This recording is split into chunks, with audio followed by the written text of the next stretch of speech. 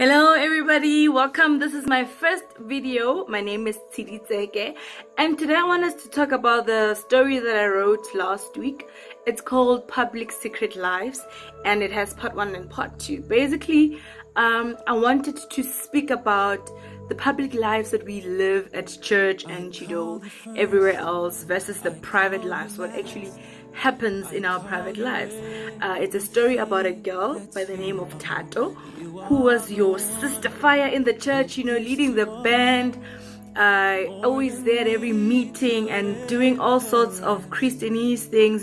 She was the epitome of a Christian girl in the church.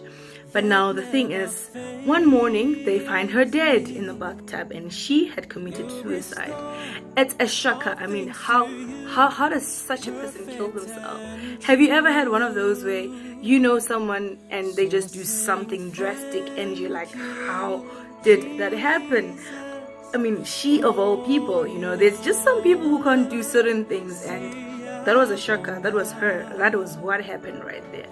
And now, I speak about, the pressures that's in the church to live a certain way and to portray a certain image, that at times we work so hard at being that perfect person that you're supposed to be, that you actually neglect your relationship with God.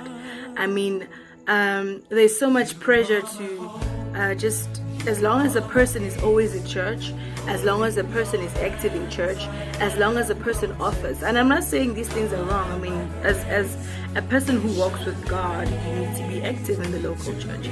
But at times, that's where it all ends. I mean, that's where we end as Christians. If you're coming to church, if you are present, if you are active, then we take it your walk with God is fine.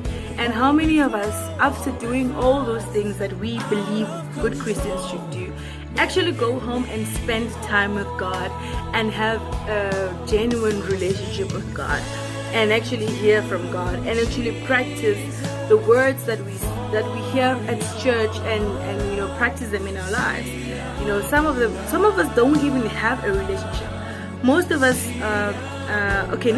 let me not say most of us, say some of us. We grew up in the church. I was chatting to a friend of mine who is a pastor's child, and he's like, I've been in the church so much that I know how to get people saved from experience. I'm not even talking about the Spirit coming down. I just know how to do it.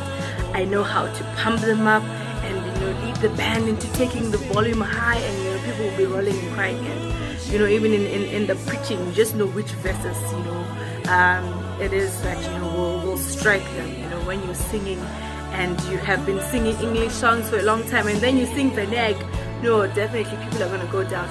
Such things, people are used to such things, and it's really a challenge for me, and that's one thing that I wanted to talk about in the stories. If you haven't read them, you can check them out, www.tshiditseke.com. That's my website. But I really wanted to talk about this, that sometimes we put so much pressure on ourselves. We know what to do, we know how to speak Christianese, we know how to do all of these, and that's the public us, what's happening in our private lives. Tato actually said that she didn't have a relationship with God. She's always been in the church and always relied on the mom, and now she was facing really difficult things, and she didn't know how to deal with them. And not only that, she couldn't speak out, because how do you speak out as Sister C in the church, Sister Fire? How do you say I'm struggling? We have put up so many walls and so many faces that we can't even speak out ourselves and say, I'm going through this, because CD, how can you of all people go through that? And in that way, people die on their own. One comment that a reader made on the blog post is they didn't even think that Christians suffer.